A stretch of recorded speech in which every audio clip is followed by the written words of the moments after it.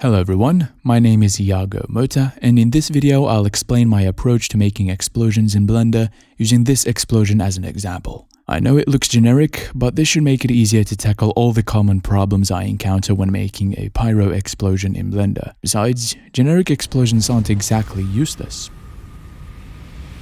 Firstly, make sure you have adequate references and that you have a relatively clear idea of what you're going for.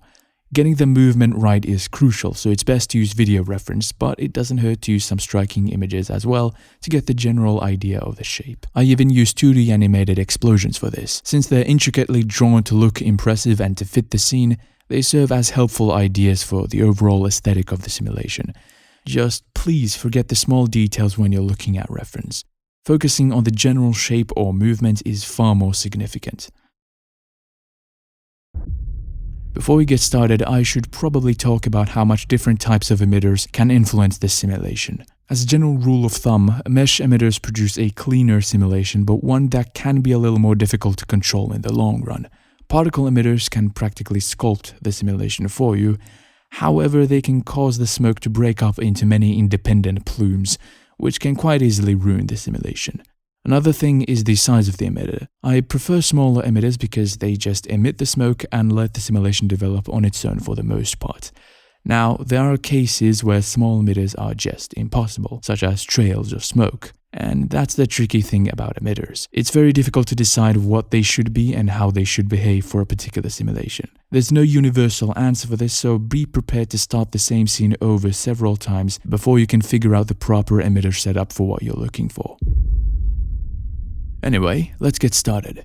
These are the references I'm currently following. I'm observing the movement of these two and the shape of this one for my explosion. I'm also paying attention to this simulation by Sabri Jalasi done in Houdini. Hopefully I pronounced his name right. That's just so that I have a clear view of how the smoke should behave. I chose to use a quickly moving mesh as the main emitter. Now you can definitely use particles for this kind of simulation as well. I just didn't want to spend much time trying to figure out the correct movement for the particles, so I went with a mesh instead. After quick smoking the sphere, I enabled initial velocity and animated the surface and volume emissions just to get the very fundamental emitter behavior out of the way. It's not supposed to emit smoke continuously, it's just a rapid explosion. The fire doesn't just appear, it has momentum from the initial blast. To make it seem like there's a ground plane, I enabled border collisions on the bottom of the domain. I added fire because that's the kind of explosion I'm looking for. I increased fuel to 2, but there isn't really much logic behind that decision. I just want a lot of fire and a high temperature to facilitate the mushroom cloud shape. I'm basically blocking out the very central aspects of the simulation. A lot of the values I'm using at the moment are pretty arbitrary, mostly just based on a guess of what the simulation needs. So don't think I'm completely aware of how these values will influence the smoke. I'll come back to them when I feel like they really need to be changed. Going back to the emitter, I decided to add some shape to it, forcing the explosion to look more interesting than just a single plume. I'll come back to this emitter many times to adjust it to create just the right shape. This involves a lot of trial and error. There aren't instructions on getting an impressive explosion. You can follow some general guidelines, but it'll be difficult to escape the continuous testing of different movements and configurations for the emitter, different physics settings, etc. In fact, I'll just speed up the video even more here as not to waste time.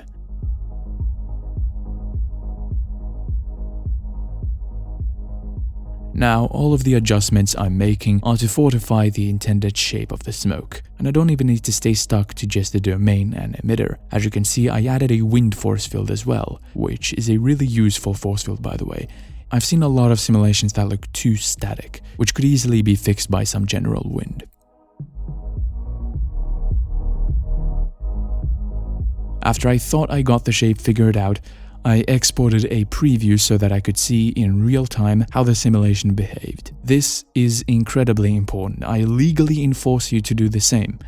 Just because 5 different frames of the simulation look good doesn't mean that the final animation will, so just render some of these preview animations during the process to detect and correct any issues. In this case, I wasn't a big fan of the shape and I thought the wind was too strong, so I made some changes to them.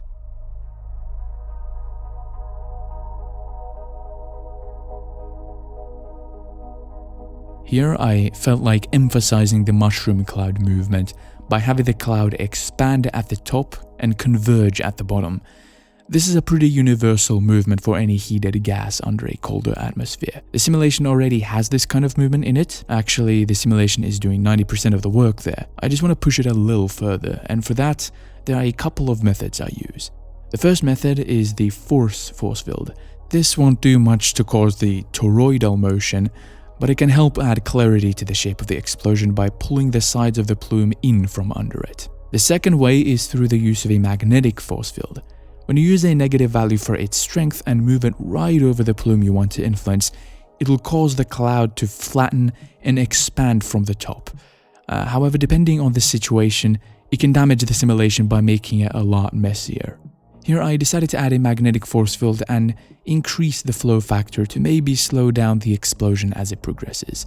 And since the emitter looked a bit too perfect, I decided to give it a displacement modifier. Now, one thing about force fields is that they can easily overcomplicate the simulation, thus making troubleshooting a lot more difficult, so try to avoid adding many of them. I did say there was a lot of back and forth, right? Well, the general shape still looks off, so I'll adjust the emitter again. And in addition to that, the smoke just looks like a couple of plumes rising. If we look at the references, it should be apparent that after the main mushroom cloud, there still is some residual smoke rising. For that purpose, I added a second emitter. I didn't want it to look like the smoke was being emitted from a perfect circle, so I broke up its form. At this point, I decided the simulation was looking pretty good for its resolution, if not a bit too smooth. I added a turbulence force field to take care of that and animated its position to prevent the pattern of the turbulence from looking too static. Then, the simulation started to look much closer to what I expected, so most of the changes here are trivial. I began to increase the vorticity to see how much turbulence I could add before the smoke lost its general shape. At the start, you should never care for details and turbulence, though I also don't recommend leaving those concerns for the very end. Sure, you shouldn't be distracted by small details when you're working on the very fundamentals, but it doesn't hurt to ensure that when you finally do decide to add details, the smoke won't split into 1,000 wild plumes. The details should never destroy the existing structure. Unfortunately, the increase in vorticity did cause the smoke to lose a bit of clarity in its form, but not by too much. I figured it'd be easier to pull some of this excess dust with a force field. The problem with that is that by default it's an omnidirectional force field, which could cause the whole cloud to contract. So to fix that, I usually set the fall-off shape to cone and enable some of these minimum-maximum distances and angles to see what exactly the force field is doing, and then turn it upside down so that it's pulling the smoke from the right direction. After that, I just animate it to follow the cloud and hope for the best. I thought it worked quite well, so I decided to finally move my attention to adding the details. For this, I figured a very common process should work. That process involves having 3 turbulence force fields with differently sized turbulence to add different levels of detail to the smoke, large, medium, and fine details. A lot of people seem to underestimate the importance of large and middle scale details. They're the first forms of detail the viewer will notice, so make sure you get them to look good. You shouldn't worry about small details too much, especially when wavelet turbulence will do most of that work for you anyway.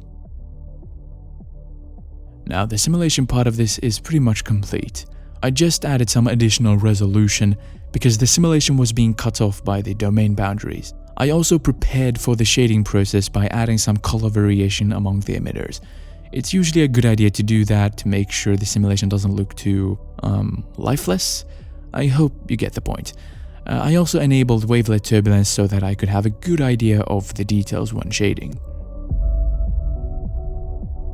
Finally, for the shading, I decided to have some reference material in the background along with HDR illumination.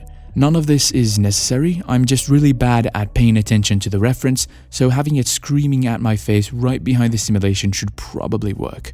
I'm not a big fan of the principled volume shader, I don't think it allows for much control, so I always use the original method of creating a smoke shader. I added a volume scatter shader, and since it doesn't absorb any light on its own, combined it with a volume absorption shader, etc. There's nothing particularly different here other than the brightness contrast node for the sharpness and the color ramp for me to manually edit the color of the smoke.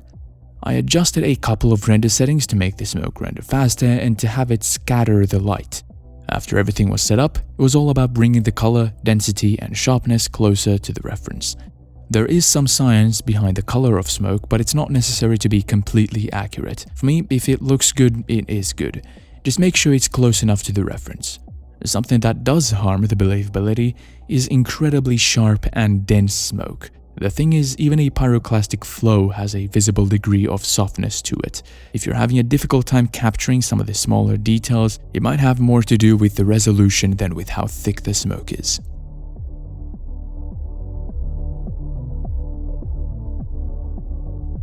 I thought the smoke was too evenly sharp, so I added some variation to it. However, I didn't like the results, so instead I used a gradient texture to dictate the contrast variation. I added an animated empty and used its coordinates to move the gradient around so that it adapts to the expanding cloud in the simulation. Then I moved on to the fire. I'm not trying to do anything really complicated here. In fact, the most challenging part of this is the color ramp for the flame density.